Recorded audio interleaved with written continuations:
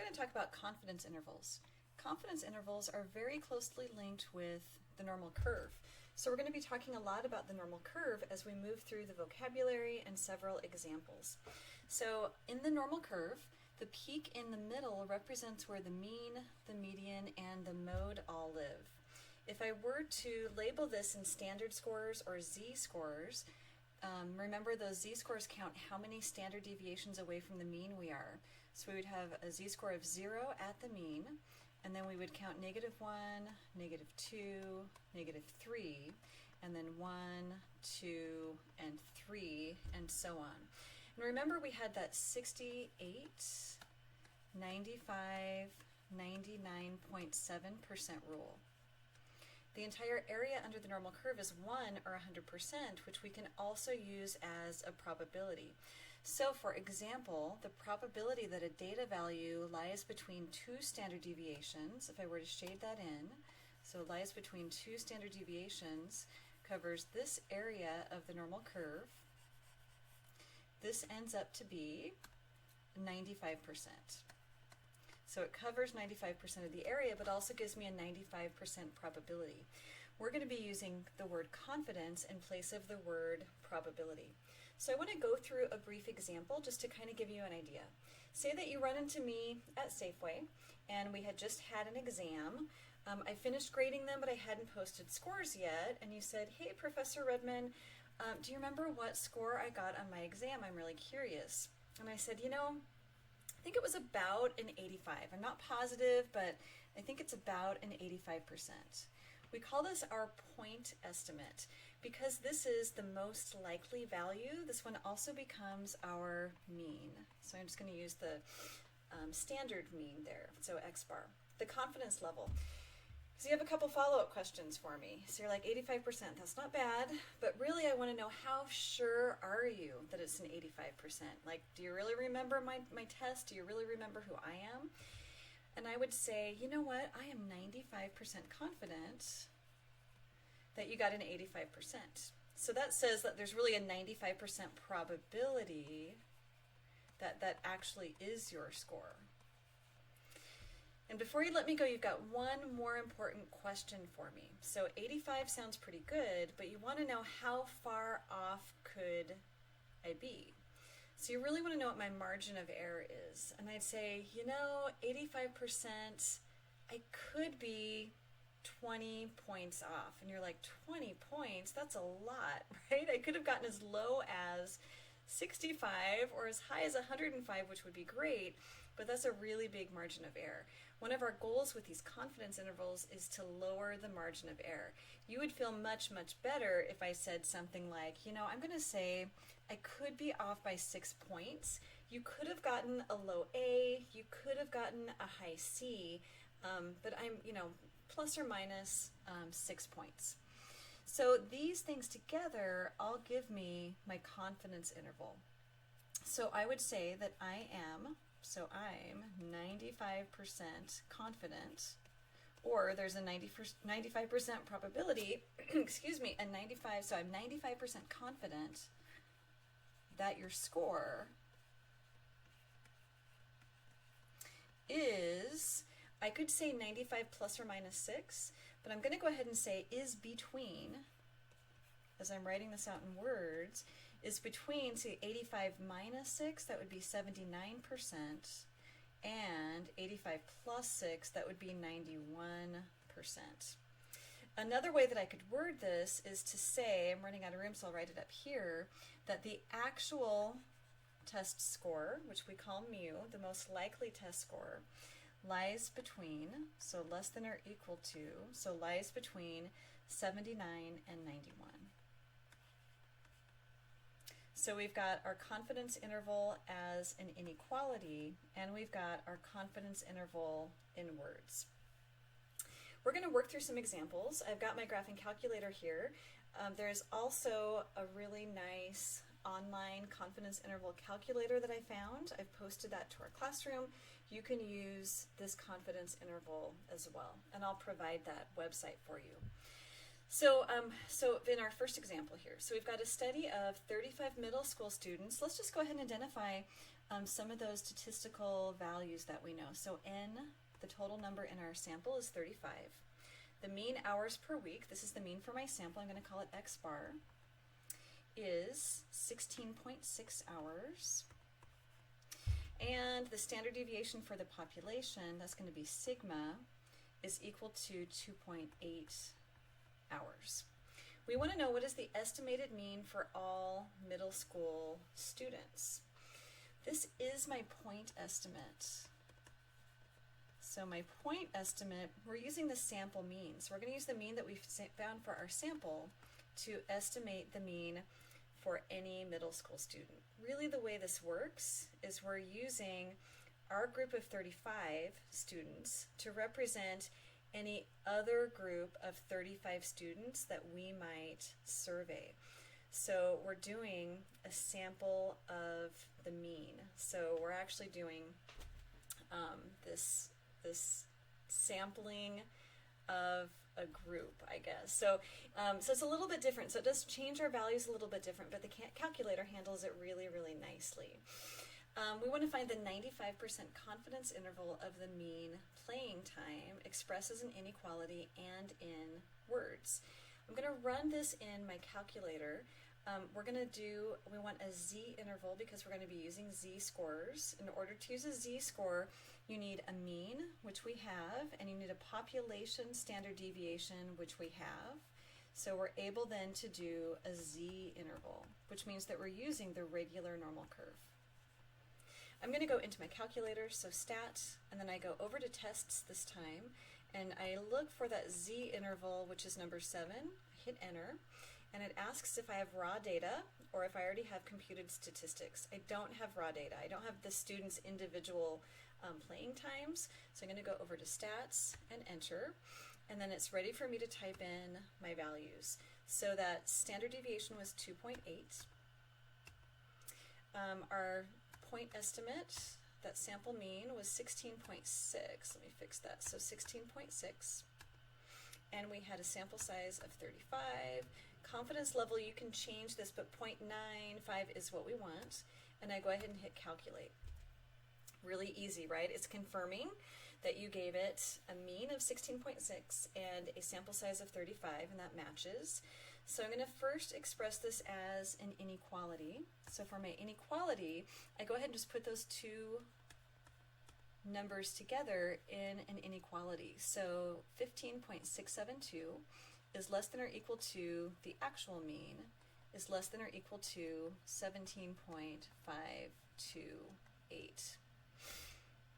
I can also express this in words. So I can say I'm 95% confident. I'm going to use it just slightly differently this time. There's a 95% probability. Probability, confidence, area under the normal curve, all represent the same thing. Probability that the mean time, I'm going to run out of room, that the mean time is between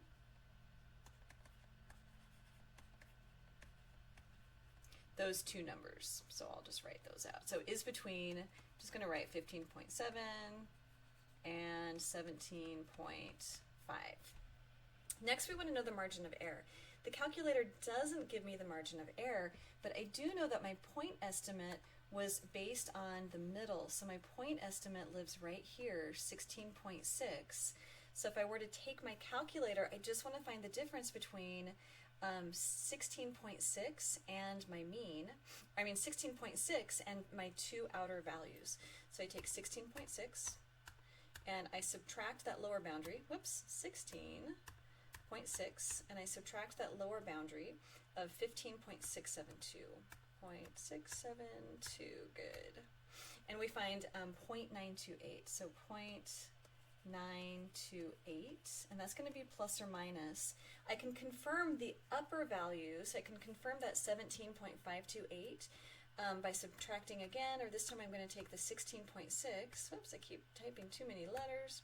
16.6, and if I add the 0.928, I should get that outer value, and I do, 17.528. Now I want to shade and label the normal curve to explain our interval. So I want to scroll down just a little bit more here. I've got a normal curve at a 95% confidence interval. So at 95%, I'm 2 standard deviations away. I'm actually, and that general rule works great in general, but I'm actually 1.96 standard deviations away. So I'm just going to be a little more specific here. 16.6 lives right there in the middle. That's my expected value. And just shy of 2 standard deviations away are my outer values of 15.7 and 17.5. I'm going to go ahead and mark this area off and shade that in. This is 95% of the area under my normal curve. So just shading this in, showing that any sample of 35 that I take has a 95% probability of being in between these 2 values. Okay, and then our next question, so just kind of thinking about what this means, how could we change the study to improve the margin of error? That's not a bad margin of error, right? It really isn't, but we only sampled 35 middle school students. So we could definitely sample more students. There are other ways of improving a study, making sure that you're taking out bias, by taking a more random sample, that would be another way. But always a good way to improve a study is to increase N. And I want to just show you an example. If I were to increase N to, say, 100, or any bigger number, I'm going to get a much better margin of error. So if I take and do my Z interval one more time, so I go to Stat, and then Tests, I go down to my Z interval, Enter, and I want to leave everything as is, but I want to change my sample size. Let's say instead I surveyed 100 middle school students, and then I hit Enter, Calculate. Now you can't just do this, right? You'd actually have to go interview 100 students. You can't just change N in the calculator and call it good. But if I were to do that, I'm still covering 95% of my area, so 16.6 lives here.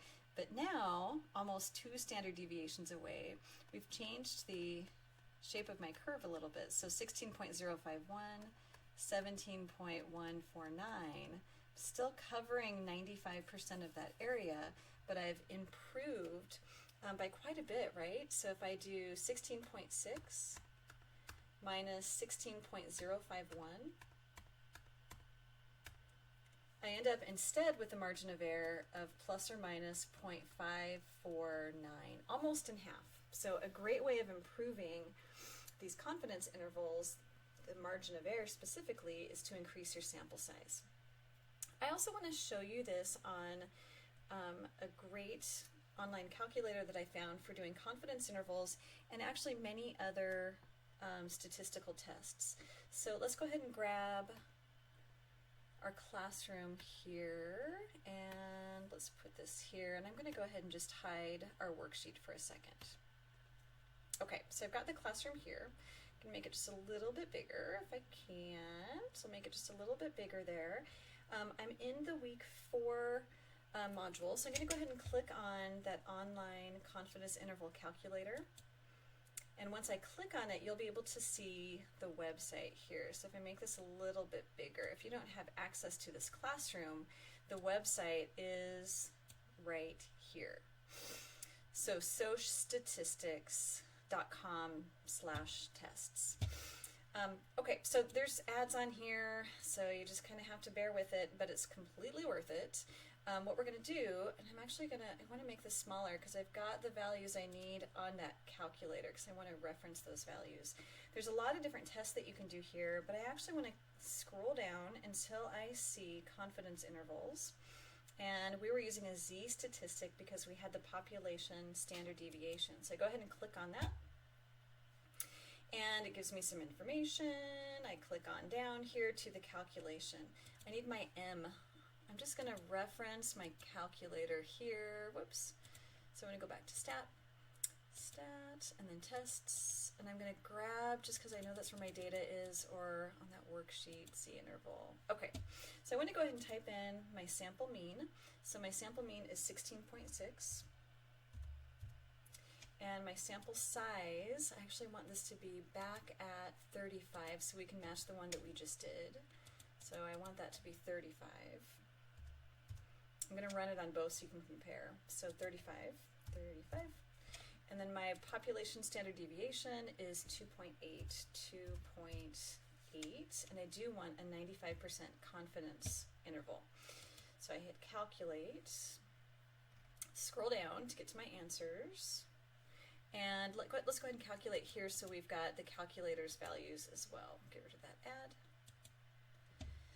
If you look over here on the left, it gives you that confidence interval. So it gives you between 15.672, matches perfectly, and 17.528. So this works just as well. Again, it confirms your mean.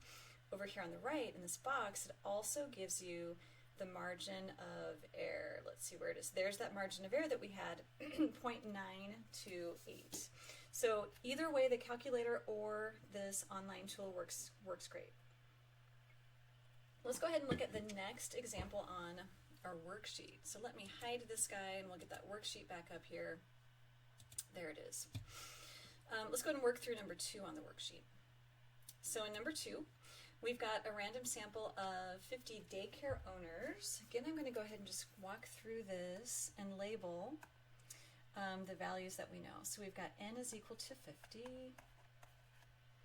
We found a yearly average, so that's going to be my point estimate of $39.87, $39.87 cost per child, with a population standard deviation. That means I want to use a z interval of $630.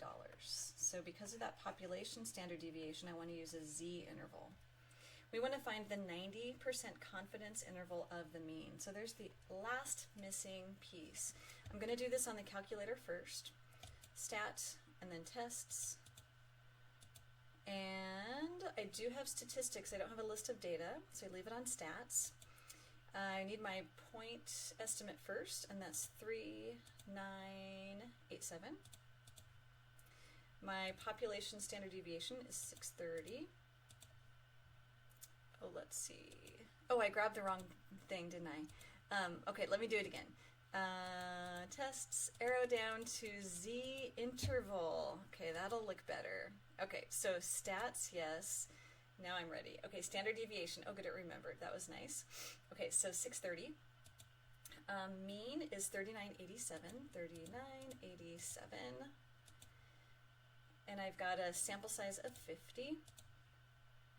Confidence level, this time we want 90%. 90%, 95%, and 99% are the most common confidence levels.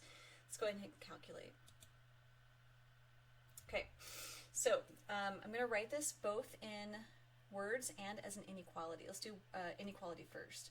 So 38, 40, 50, these are dollars, so I'll do 50, less than or equal to the actual mean if I were to sample many additional groups of 50. I would expect the mean to be between 38, 40, 50 and 41, 33, 50.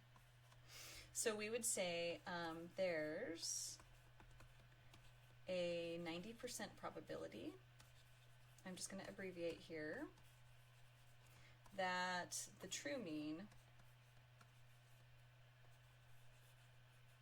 is between these values.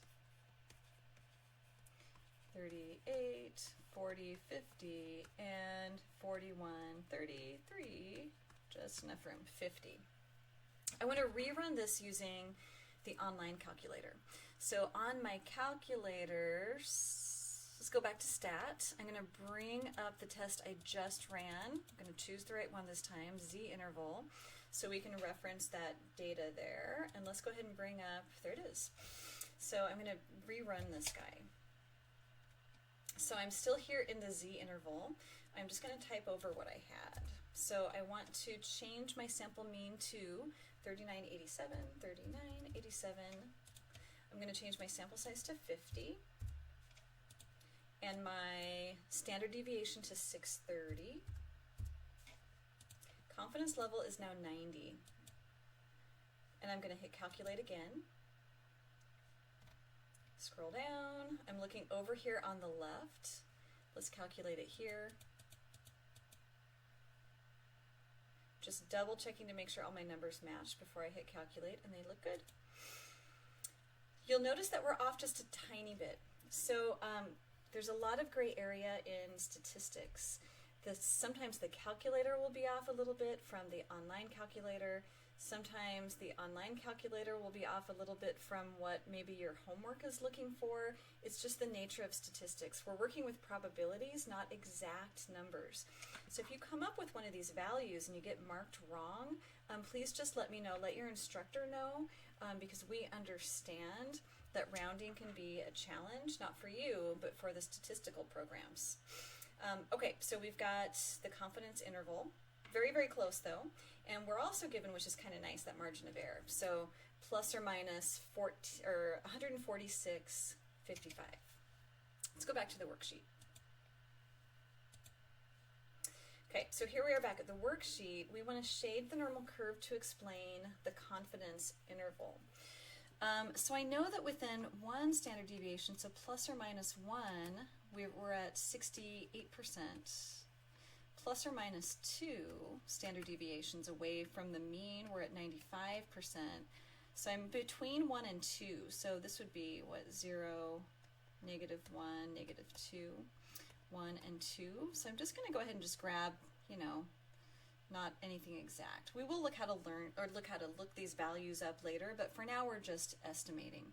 Let's go ahead and put our confidence interval values on here. I'm going to do it in red. I'm going to use the ones that I've written down here. Either one works. So I've got 38, I guess I'm doing it in blue, 38, 40, 50. My point estimate was that 39.87, and the upper value is 41, 33, 50, and I can go ahead and shade the area. So I'm not all the way there at, I think these are plus and minus 1.65, if I remember that. I have a bunch of weird things memorized in my head. Okay, so here we go. But anyway, we're just estimating for now. So I'm shading in 90% of that area to represent that 90% probability that the true mean is between those two values. Okay, one more example, I believe. Okay, so one more example.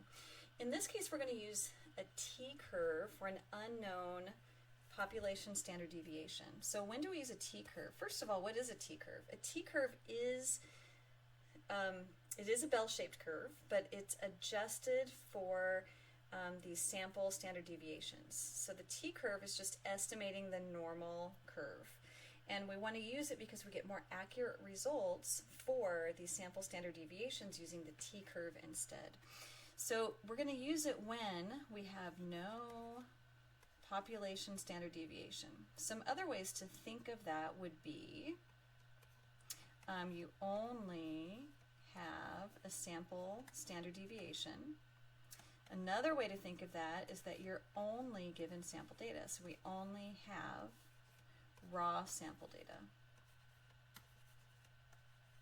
Raw sample data will only give you a sample standard deviation. That's the case here. So a couple of different ways to think that through. If you're trying to differentiate between using the z-curve, you have to be given a population standard deviation. If you're not, you're going to use the t-curve. Well, we're given raw sample data here. So I've got raw sample data.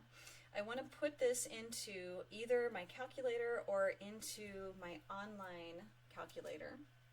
I'm going to go ahead and start by doing this in the calculator. We're looking for a 95% confidence interval.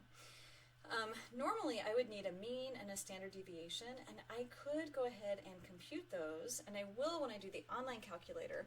But actually for this one, remember, let me go back to stat. We're running a t-interval. I'm going to go over to tests, and I'm going to arrow down one more, and I get to my t-interval. I hit enter. My choices were stats, so you already have the mean and the standard deviation, versus data. If I move over to data and hit enter, it just says, where did you put your data? So we want to put our data into something like L1. Let me quit here. I'm going to go into stat and then edit. I think my data is actually already here, which is great. So you'd enter your data in, and I've got it all here, I believe. Let me make sure. All the way down to 227. I have 10 data points. So I've got my data in L1. I'm not using a frequency list, so I quit. I go back to stat, into tests, and I arrow down until I find that T interval. And I've already chosen data. It says, where is your list? Mine's in L1. If yours isn't, you can go ahead and grab another list name here. You'd go second and then grab your list name. My frequency, I'm not using a frequency list. You could add a frequency list, but we don't have one, so we just want the number 1 here. I'm going to turn that alpha off. We just want the number 1 here. Our confidence level, though, is 0.95. 0.95. Calculate. Okay, so super nice, right? So our 95% confidence interval is 220 to 94, less than or equal to mu, less than or equal to 274.26. So in this particular problem, the prices of Chromebook computers for 10 different online sites are shown. So if we were to take multiple samples of different sites, 10 at a time, the average with 95% confidence should be between 222.94 and 274.26. So I've got this. Let me make sure I did that correctly. I don't remember doing, I did the 95%, right? Yep, I did the 95%. Okay, so we've got it using the calculator. If I want to put it into my, let me go back here to my online calculator. So if I want to go here, I need to actually back out of here and go back to the calculators. Okay, so back down to confidence intervals. We're going to use the T statistic this time. So go ahead and click on this one. It looks pretty much identical. We scroll down. It's going to ask me for, it doesn't let me type data in though. It asks me for a sample mean, size, and standard deviation. So I need the mean from my data. I went ahead and copied my data into a spreadsheet. So I've got my data here. You can do this from your homework, copy it into a spreadsheet. You can copy it into Desmos. I just happen to have it here in Google Sheets. And I want to calculate that mean. So I'm going to go equals, mean is average in Google Sheets and in Excel. Highlight those, enter. So I've got my average. Let me grab a couple more decimal places. Oh, great. Okay, that works nice. So 248.6. Sample standard deviation I need, not the population one, I want the sample one. So STDEV, you could use that one, or .s, they are the same. Highlight my data, hit enter, and I know I've got 10, but just in case you have more than that, you don't want to count them, equals count, and grab my data, and I hit enter.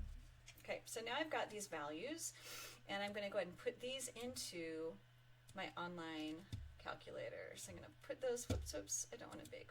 So I'm just going to move these guys over. So I just did a really quick calculation and I'm ready to put them into my, there they are. And I'm ready to put them into my calculator. So I'm just going to bring this off to the side here and let's go ahead and type them in. Okay, we did that. There it is. So I'm going to go ahead and type it into my online calculator. Now I'm ready. My sample mean is 248.60. The sample size is 10. Standard deviation, 35 point, I'm going to grab some decimal places here, 87695. 35.87695 looks good. And we did want a 95% confidence interval. I'm going to go ahead and hit calculate. Let's make this guy bigger. We don't need that data anymore. And I'll scroll down. Okay, so there we are. So we got 222.94. How does that compare with our calculator?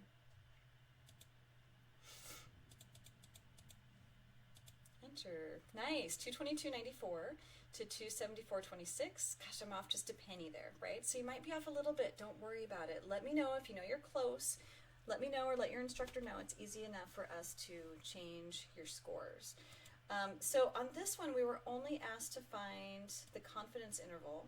Remember, we could also state this in words. So we could say there is a 95% probability, or we could say with 95% confidence, the true mean is between 222.94 and 274.26.